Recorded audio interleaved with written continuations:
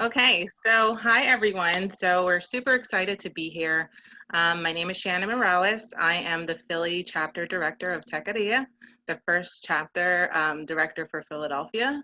I am also the founder of Echo Me Forward, a digital platform that connects diverse talent to equitable workplaces in tech and startup, and as well as co-founder of Stealthify, which is a app that basically connects customers to retail locations and stores and tracks the capacity and things like that. So we're going to talk about how to build a startup without technical skills. I'm super excited for this because during the pandemic, I tried to put together my first app ever, and I had the most extreme challenges just trying to figure out what type of tech went into creating that app. But then also, like, who can I trust to kind of be, my technical co-founder or technical lead? I have today with me Angela, as well as Daniel. And I'm going to let you guys introduce yourselves because you guys have such amazing products and I don't want to mess it up. So we'll start with Angela. Great, thank you so much. I'm super excited to be with you all today.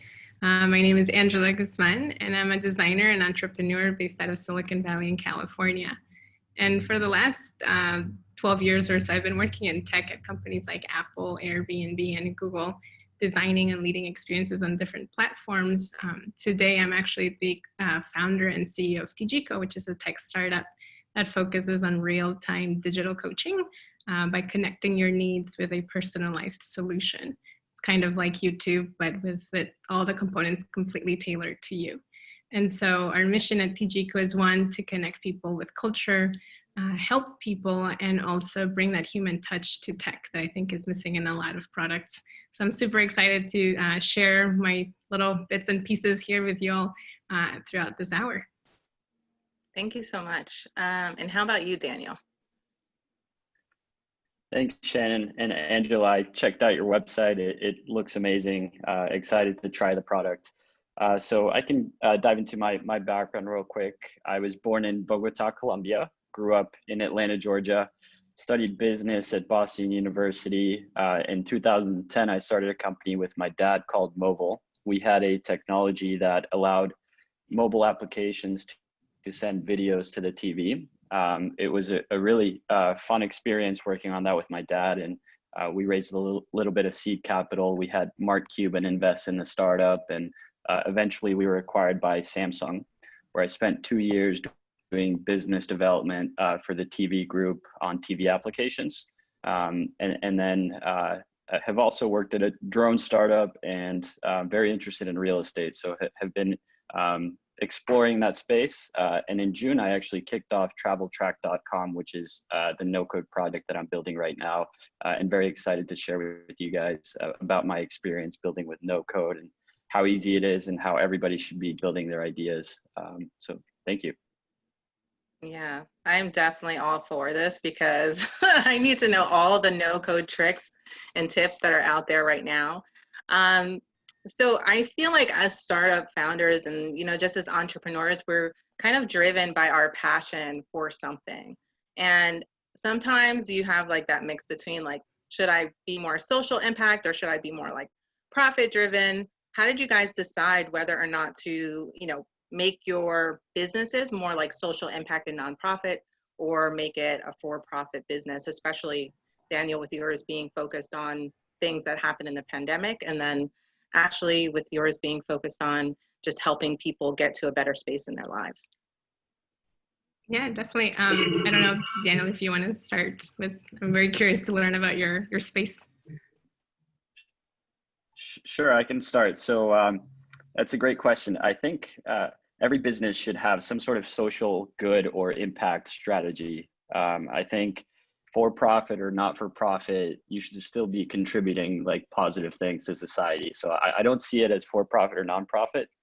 I think the way I kind of model Travel Track is after Mark Benioff and what he did with Salesforce, where it's like the 1% pledge, where you give up 1% of your equity, 1% of your time, and 1% of your profits towards social goods. So all the employees volunteer, they give the product away for free, and 1% of the equity value that they build eventually goes back towards nonprofit. But in terms of the mission, I think it's important to, for us at Travel Track, right now, the travel industry is pretty much crippled. So hotels, airlines, and restaurants are all suffering. So what we're doing at Travel Track is trying to use this as an opportunity to rebuild travel in a new way. And we're doing that, I think, being COVID safe first. That's kind of what's most important. We are going through a global pandemic. I think travel's a very important industry for and activity for humanity, and everybody wants to travel. So we want to be that resource for where can you travel safely and what type of travel experiences should you be doing that are socially distant. So you can think of national parks, camping, road trips, and beaches. These are all activities that people can still do. And unfortunately, planes may not be the safest option, but I think that will come back. That's really cool. Thanks for sharing that amazing kind of journey and what you guys focus on. At Gnecco, I think we're also super excited about how can we make this social impact as well. But I guess to answer the question from like, why did I choose to go for a for-profit business as opposed to a nonprofit?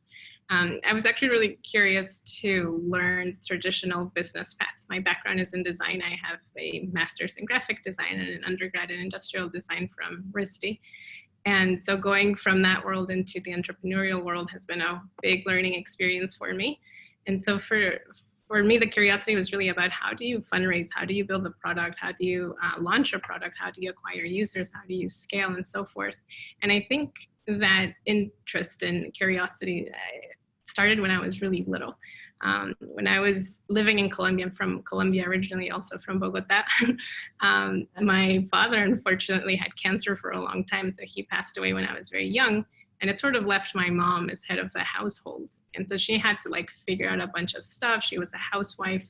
So she had to be very creative as far as how to like, you know, generate revenue. And so she got kind of like that entrepreneurial spirit herself. So she started making things and selling stuff. And so I kind of saw that creativity behind the scenes and how you can have a line of people out your door buying your products. And so that happened when I was still living abroad. But when I moved to the US, it was a big change for me, not just culturally speaking, but also I was living now with one of my older sisters and her husband, who's an American businessman in South Florida. And so he had a retail store. And I remember at the age of 8 when I moved, I would spend hours at his store, you know, running the cashier before I could reach the keyboard, getting dropped off at the school bus, and just understanding how to run a retail shop, how to do merchandising, how to do payroll, how they would travel the world to buy products.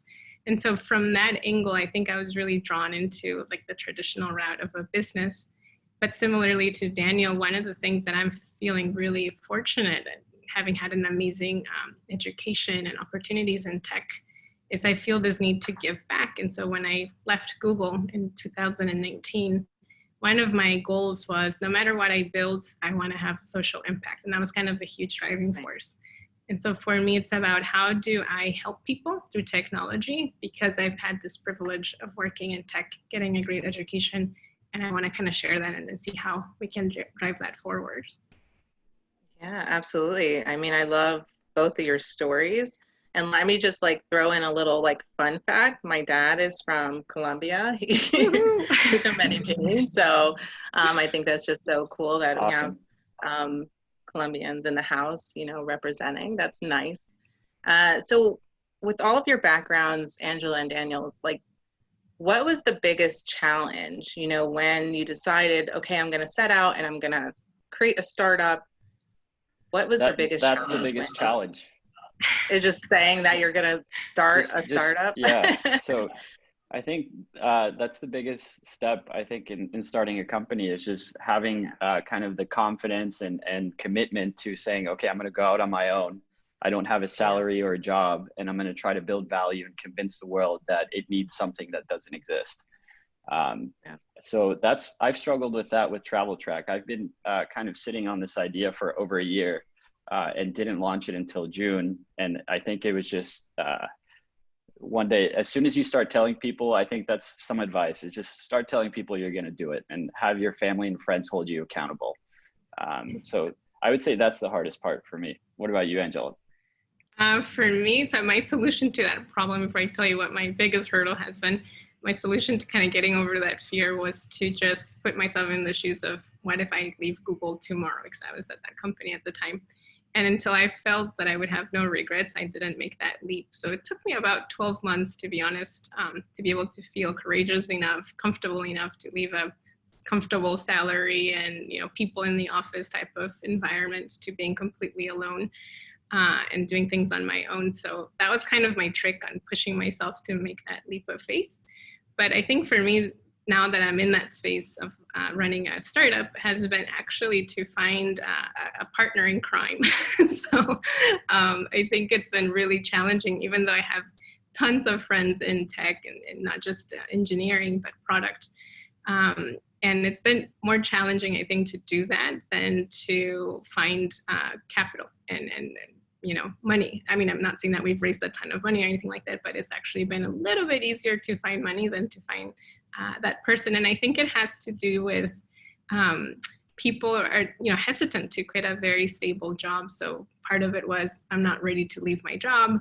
Or the other one was they got another offer from like something that I can't compete with salary-wise at the stage that we're in. And so it's the timing. It's been really interesting. So yeah, if you guys know anybody interested, by all means, send them my way.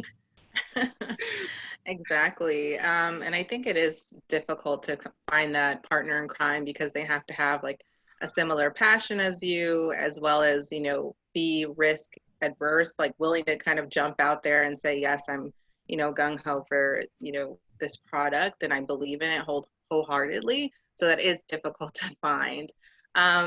Which leads me to my next question. Have you ever seen technology as being a barrier to you wanting to enter into the startup arena, especially with the products that you two have? Did you ever say, I don't know enough technology, I don't know enough about programming or crafting a software to be able to be successful in this industry?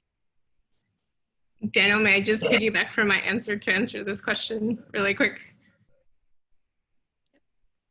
Yeah. Yes. Awesome. Sorry. I was just saying, can I think in terms of the technical hurdles, I have a little bit unstable connection. No worries. Yes. So I think technical hurdles are scary, especially being non-technical. Is like, how am I going to build this vision that I have? I don't even know what is required. How expensive is it? Who do I need to hire that knows the right skills? But I think there's always kind of the lean startup methodology. What is the minimum viable product that I can put in the market to tell me that I'm moving in the right direction? And I'm a strong believer in the no code mindset of you can build any MVP with no code. It doesn't have to be fully automated. There could be a lot of manual things behind the scenes, but you can validate your product to the point to where you're onto something, you have traction, and maybe you can raise a little bit of money to then go hire the right person. So the technical side is very scary, but we live in a crazy time where there's amazing tools that are very easy to implement. I think one of my biggest surprises with Travel Track is that you can build something in hours and days versus months and years. So that would be kind of my answer there. Yeah, no, thanks for sharing that. I think for me, I see it more as like, how do you define that tech barrier, right? Like it depends how you see that word.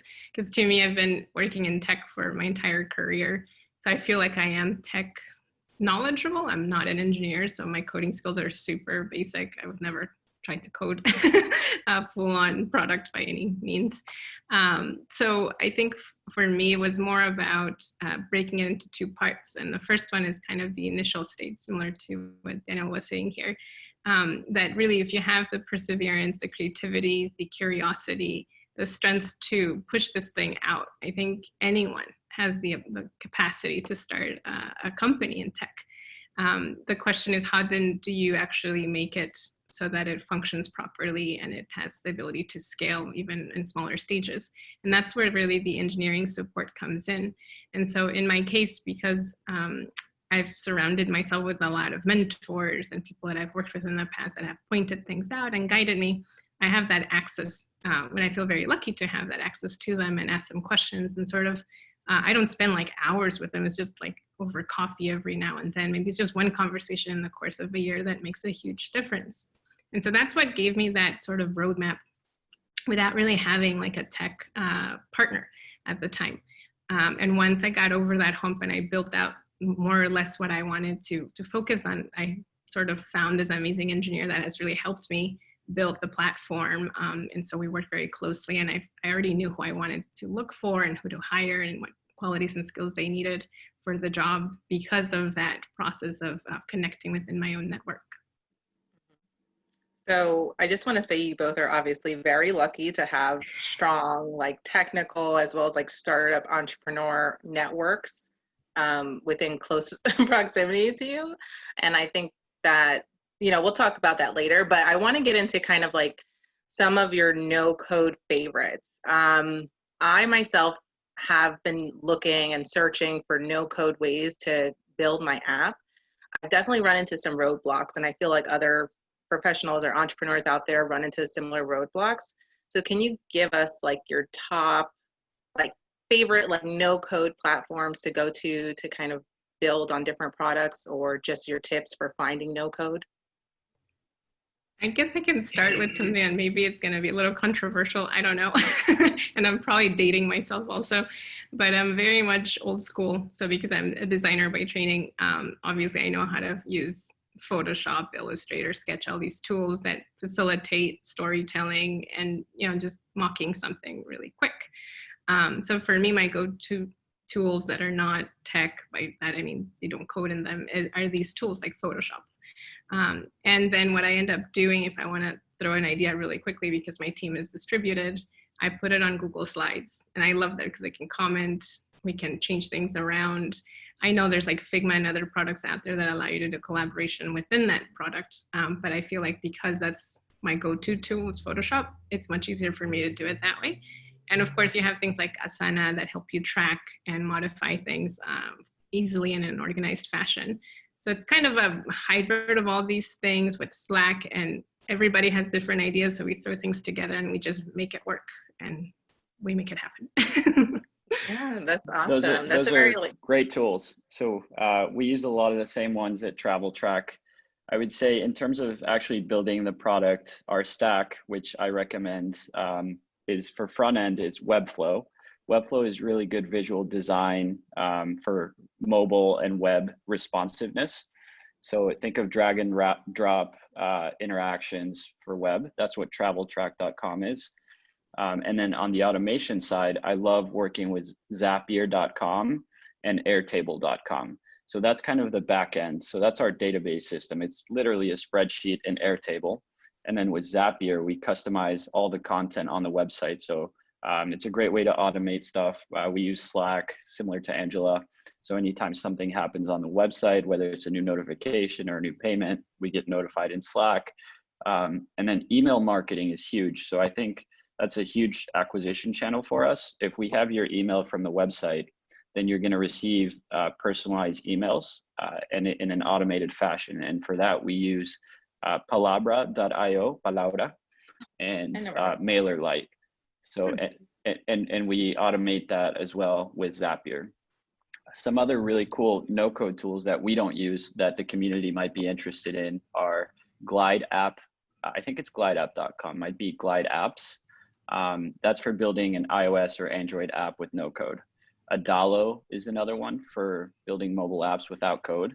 You can literally build an app in 5 minutes. I think it might take a little longer, but that's how they advertise. And if you want to sell like an online course, for example, Kajabi is really good for that. And Podia, those are some really good no-code tools. And then I guess just to piggyback on the technical hurdle, one thing that has worked for me is just being more open on the internet about what I'm building and joining all these amazing communities like Techqueria. One that I really like is MakerPad. And this is where the builders live. So if you think you have a technical problem, just put it in the forum there, and I guarantee you someone else has already had that problem and solved it. And it's a very giving community. So I would recommend anybody looking to build a no-code product to hang out in these spaces where other no-code people are. And that's a great way to kind of help each other. Yeah, That's a great absolutely. tip. Those are I'm all gonna great. go back Those and are write all these great. down. So I definitely wrote down a few. Webflow, I know of. Zapier, yes. Airtable, used it, but now I'm using Typeform, but I feel like Airtable might have more stuff. Not sure. Definitely looking to maybe make a transition. Palabra, never heard of. Typeform is great too. Okay, awesome. And I just saw like how you can integrate like Google Sheets and MailChimp and all these different things. And I was like, why didn't I know about all these integrations before I started doing everything manually? But I think it's nice to kind of like learn as you go. So thank you so much for those tips. And I just want a little bit more of like your networks, because I think that like having those strong networks, especially if you haven't, worked in tech or at big tech companies where you're surrounded by engineers and things like that, where can one go to maybe network more with like-minded individuals? You named Techqueria, of course, as well as I think Maker Path, right? Or something like that. So yes, are there any Maker more Pad. that Maker Pad? Got it. Yes. So yeah, a few others. So I would say Twitter is surprisingly an amazing place to network. That's where I found my developer designer. I was just following interests, so you can follow interests, and I think it's design. And he posted his portfolio, and I just sent him a DM. Hey, I see you have an amazing portfolio. Would you be interested in collaborating on a travel idea? So that Twitter is awesome. That's for nice. Yeah, exactly. And let's see, what are some other ones? Trends.co is a really cool place to find out if you're looking for an idea, if you want to take advantage of a trend. That's a community of makers. And let me check my Slack. I have a few here. Launch is another one. So like the guy that runs This Week in Startups has one called Launch, and that's another one. Angela, what are your tips? I'm curious. Yeah, for me, it's been really going to conferences now, more so in virtual mode. But because for the last couple of years, I've dedicated a big chunk of my time to do like conferences and focus on different areas of design, but also like product. It's a kind of a holistic view on how to approach problem solving. I've met a lot of really interesting people because one, we're like-minded since we tend to gravitate towards those locations. And through those networks is how I've been able to branch out. And also just in universities, we've tapped into interns. And so those professors recommend other students that have either recently graduated or that have graduated a while ago. And so it's this whole like network effect that happens very quickly, completely low cost, like you don't have to spend thousands of dollars or anything recruiting people. But yeah, it's all word of mouth. And I think as I'll later tell you, like how I found my first hire was really through that kind of experience, and I was fascinated by it. Yeah, awesome. So I love how we're kind of like already transitioning into my next question, which is really going to be focused on hiring and co-founders. Now, I know, Angela, you said you do not have a co-founder right now, but you are looking. And Daniel, do you have a co-founder right now, or are you a solopreneur? I am a solopreneur, and I think that's by design. So every startup that I've been a part of so far has been a big team with a lot of investors. And with Travel Track, I really want to build my passion project, and I don't necessarily want investors at this time. So I'm in terms of my team, I'm hiring part-time workers for the different pieces of the business that I need. And sometimes it takes a little bit of a rev share agreement to convince.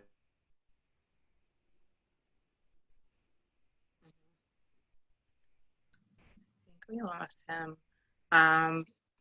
We'll I think we lost him. There we go. So I'll let you. So I'll let you kind of. Is he back? Hello. So Angela, I will kind of. Yeah, well, he gets settled in. So for me, I think the question was about how did I become sort of this solo founder for now / I'm still looking for my partner. I was very determined on starting a company when I left my last job. So I felt like, okay, I'll find that person, the timing will be right, and so forth.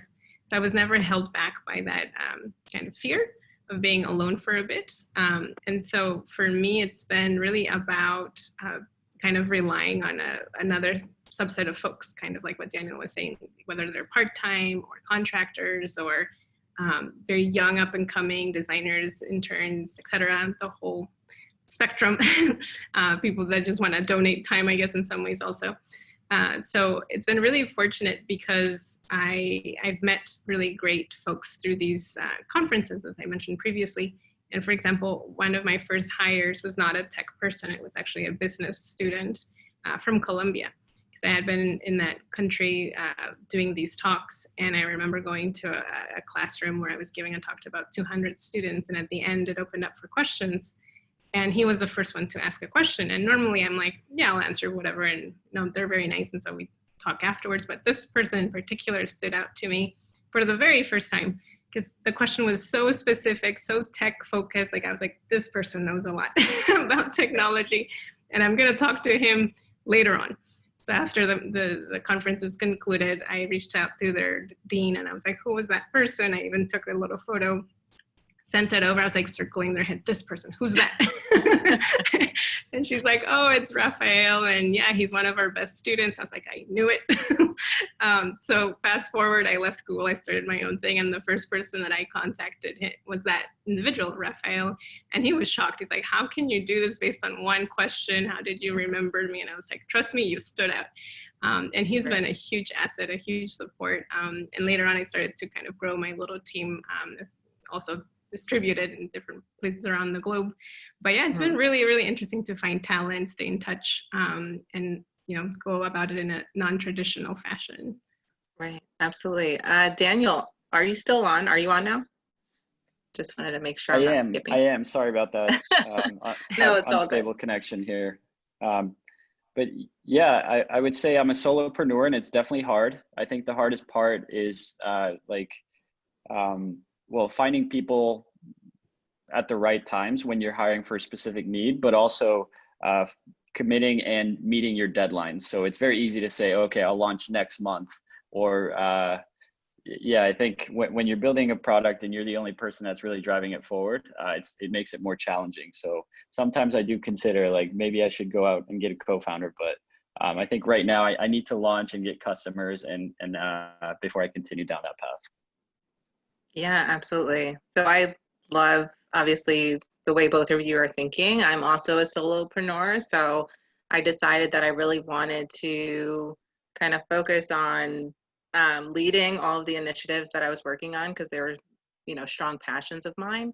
But then also I wanted to make sure like that I was doing more of like a early revenue type situation as opposed to bringing on investors. But I think that, you know, you can go multiple ways, and having that control kind of feels great, but then once you get like built and you're overwhelmed, then you're like, okay, how can I delegate some of this work to somebody else? Angela, you had talked about hiring someone. How did you know what position to hire for as your first hire? Yeah, so when I decided to launch in this endeavor, one of the first things that I was sensing based on conversations I had with people that I looked up to and had done this before is that you have to research the space that you want to enter the market. How do you go into that market, competitors, et cetera. So that's why I went the route of finding someone who had some experience, at least academically, in the business space. And that individual, Raphael, stood out to me because I relied on him for a ton of research. And being still in college, he had access to a wealth of resources that normally cost a lot of money, right? To like go get some sort of report. So through the university, we had partnerships that he was basically an intern that was helping me a lot. So that's why I specifically picked him more than finding an engineer to go build the idea or help me be that partner to build the idea, because I wanted to do as much research as possible, really get familiar with the space before investing not just money in building it, but time. So that's kind of how I did it. And then the second part I wanted to mention is, as far as hiring goes, the other technique I've used is I reach out to recruiters that I've met throughout my time in tech I have a couple of really good friends who are recruiters in different tech companies, and I just ask them, like, how do you guys find talent? Where do you go? What are the things you look for that really stand out and make a candidate unique? So it's just kind of picking their brains a little bit. And that has given me some insights as to how to look for talent, how to follow up, how to talk to somebody. And I think anyone really has access to it, because I'm sure if we look in LinkedIn, we can find recruiters that are willing to share a little bit of experience. Yeah, absolutely. I definitely agree. As well as partnerships with colleges and things like that. They're always looking for ways to connect their students with on-the-job experience, as well as boot camps and things like that. So those are all really great resources. Yeah. So I would love, and I mean, I already know the answer to this question, but I'm going to ask you anyway for the audience. What skills do you guys think that you possess that makes you strong in what you're doing right now? So makes you obviously a great asset in the industry that you're in. I would love to know, like, what are your strengths? I mean, I already know them, but I'm just going to ask you guys anyway. Daniel, your turn. Sure.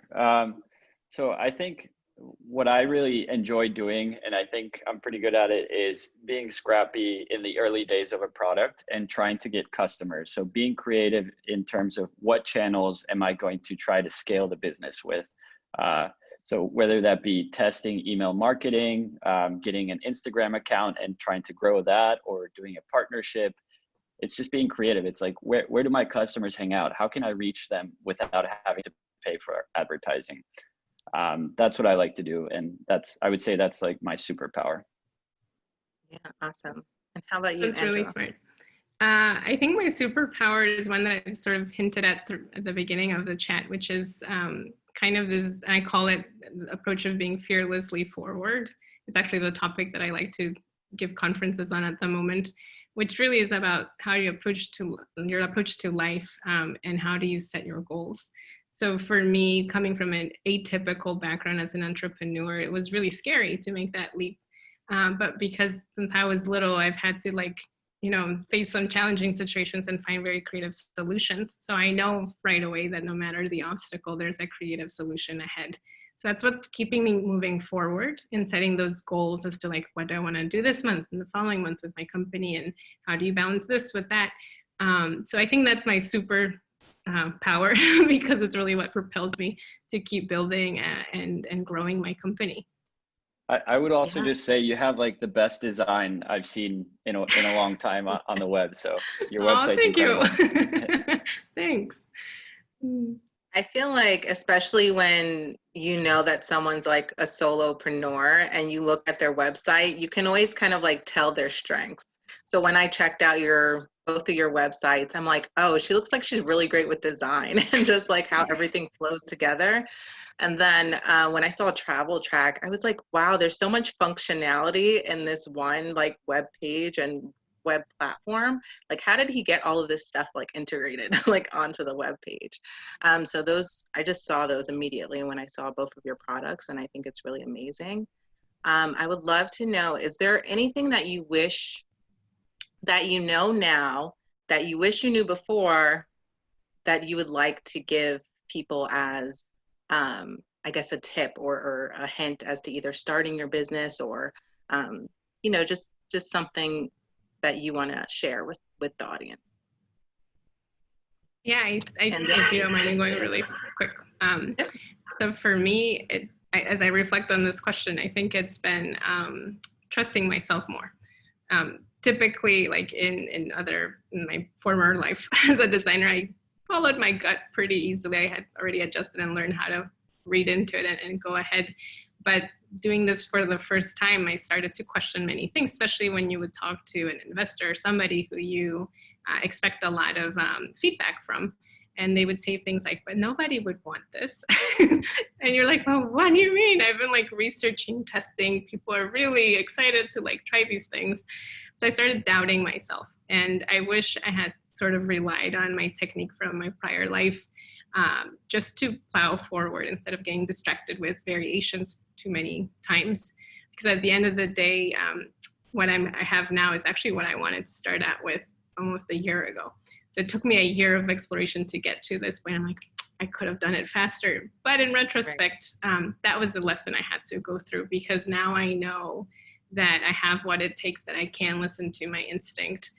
So those conversations were extremely valuable from that perspective. But yeah, sometimes it is challenging and you get down and you're like, oh, I didn't like that comment, but you just have to find it in you to move forward. How about you, Daniel? I agree with Angela 100%. So convincing people, taking feedback, you're going to get lots of doubts. And I think just being able to have the confidence and continue with your vision, I think that's very important. I would also say just starting, like start today. There's so many unknowns, like maybe you don't have the business model figured out or the technical side figured out, but you can definitely start today. Join these communities and just go for it. That's the hardest part. And similar to Angela, I wish I did it a year ago. Absolutely. I also want to kind of just note that sometimes, especially because like our families are the closest ones to us, and they may not necessarily understand the startup or the tech space that we're in, and they may not necessarily understand the risks as well, that sometimes they tell you, oh no, don't do that, stick with what you have, you have such an amazing job, and they don't see just how much I guess the promise of exactly the potential of your product and what you're doing, and then also how much happier it would make you just to know that you kind of went out and did this thing on your own.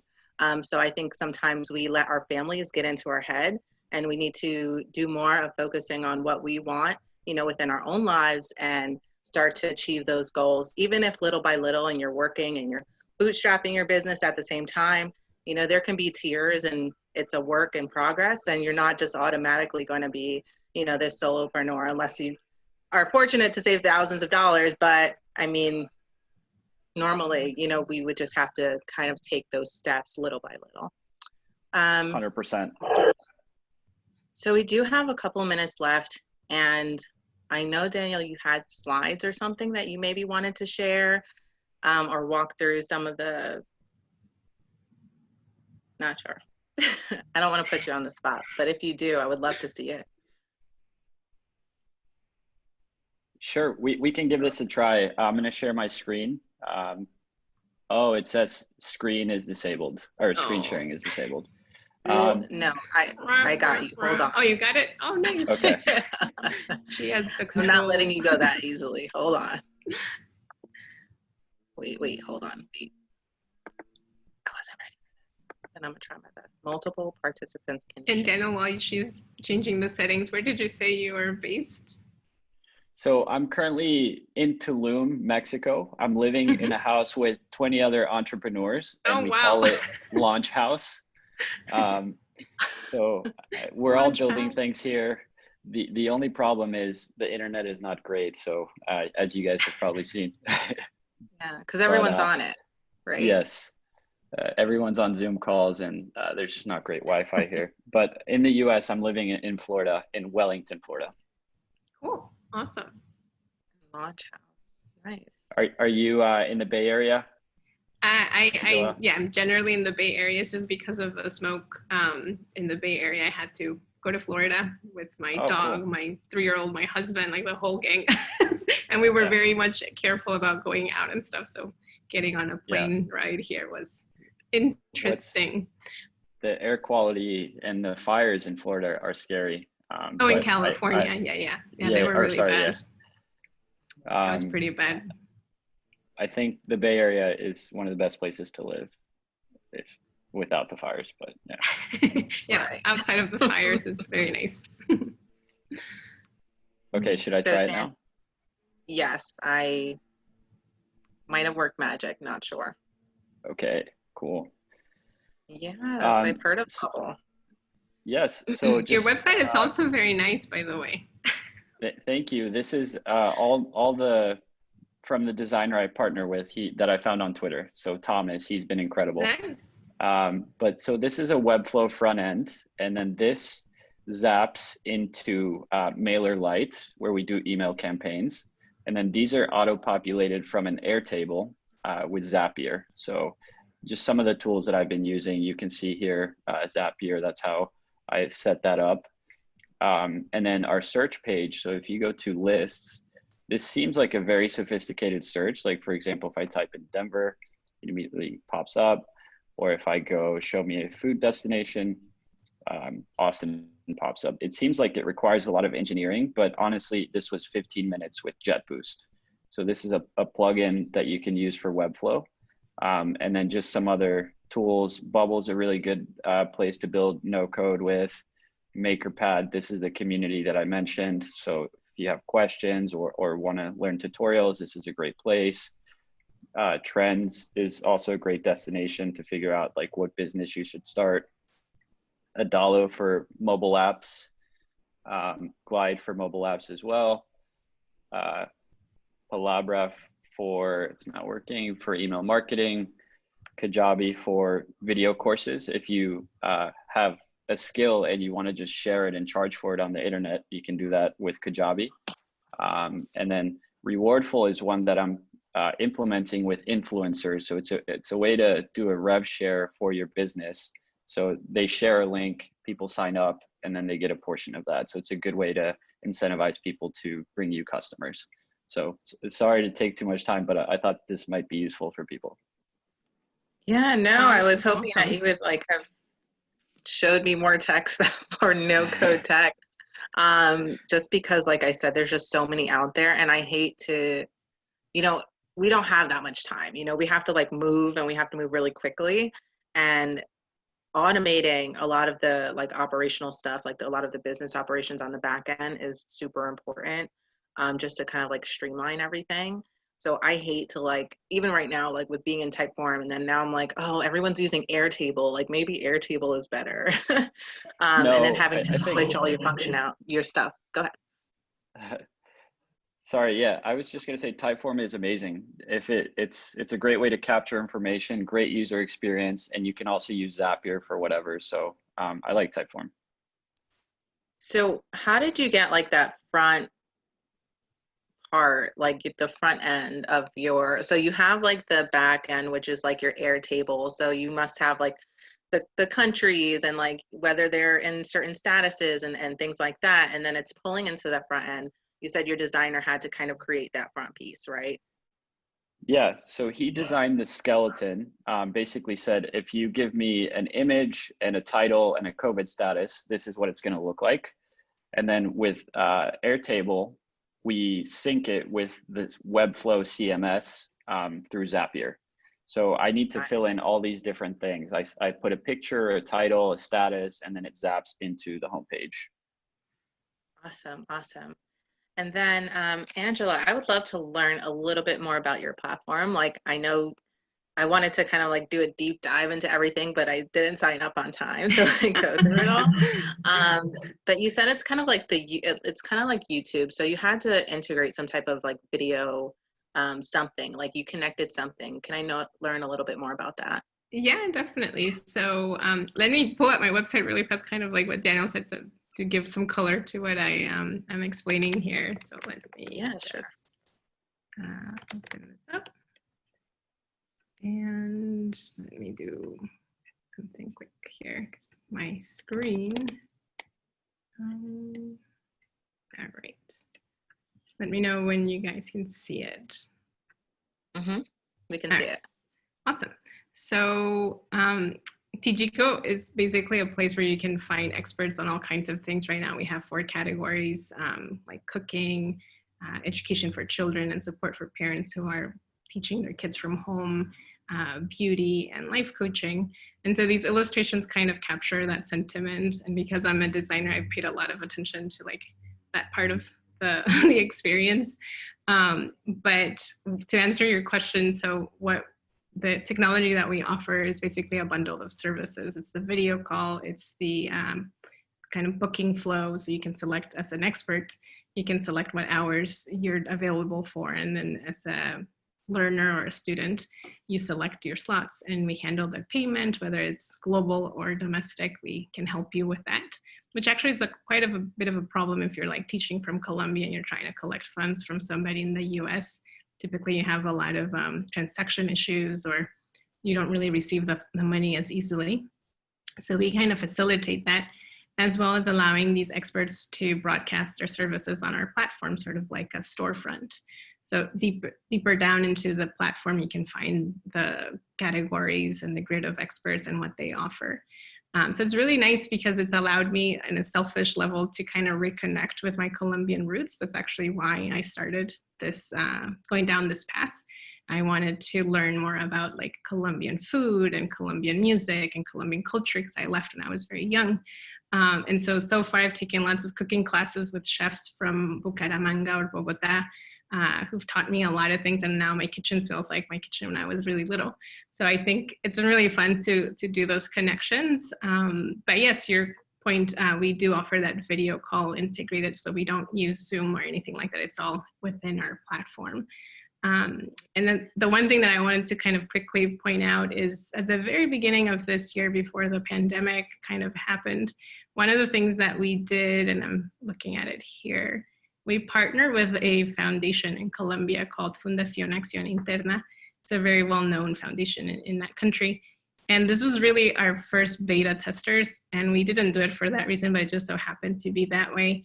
And we partner with this foundation who focuses on giving people a second chance in life. So these are folks that are incarcerated or have recently reintegrated with society. And so they need all the skills and tools to either find a job or get more higher self-esteem. And so we brought our services to them to help 14 women in that process of reconnecting with society. And the experience was beautiful. So I invite anybody that's interested in checking out our website and looking at this video here, because it really explains kind of how the product works, but also the reactions in people's faces, because we connected them with coaches virtually in a space. And I did all of that from California with my little team in Colombia. So it was super cool, and I'm very, very proud of that project. But anyway, so that's kind of a quick walkthrough of what Gnecco does. Here are some pictures of that moment. And yeah, that's kind of a quick wrap up for me on that front. Awesome. So how did you, is your web platform, is that custom as well, or is that using some type of program like Wix or Squarespace? Oh, everything here is custom. I was gonna say, you're like the custom queen, like everything here is custom. Yeah, no, I wish awesome. I should have tried like the things that are less custom-y, or sorry, less involved. But I wanted certain looks on mobile, certain looks on desktop, and because we're a web platform at the moment, I really wanted to tune that in a little bit. Absolutely. And are you nationwide right now, or are you just in the US and Colombia? In theory, we're everywhere. We've connected folks from Colombia to Zurich, to Canada, to the US, to Puerto Rico, Argentina. We haven't had classes yet in Asia, but it's literally anybody that finds us and that either speaks English or Spanish is more than welcome to connect with folks on our platform. Awesome. Thank you so much. Yeah, that is so awesome. I think everything you're doing is amazing. I mean, both of you are doing amazing things, truly.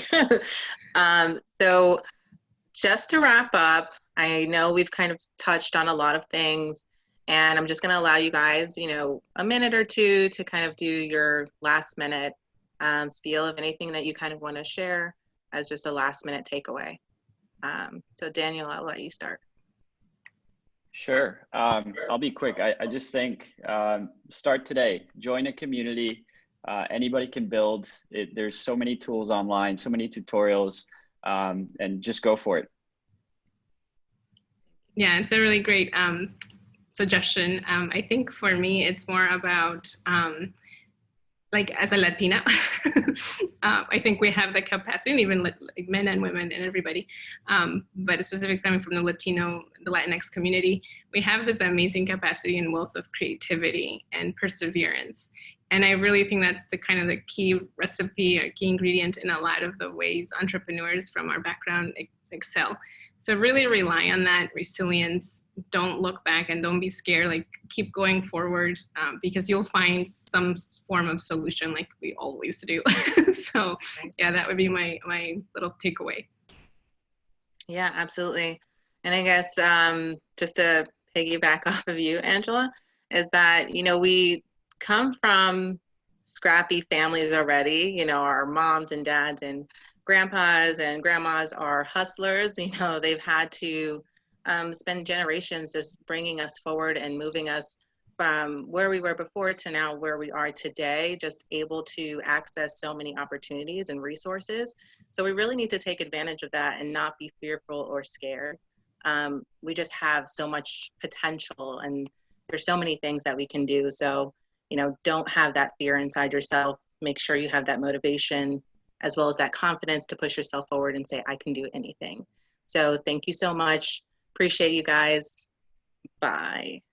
Oh, it was really nice chatting with all of you. Nice to meet you guys. Bye. Bye.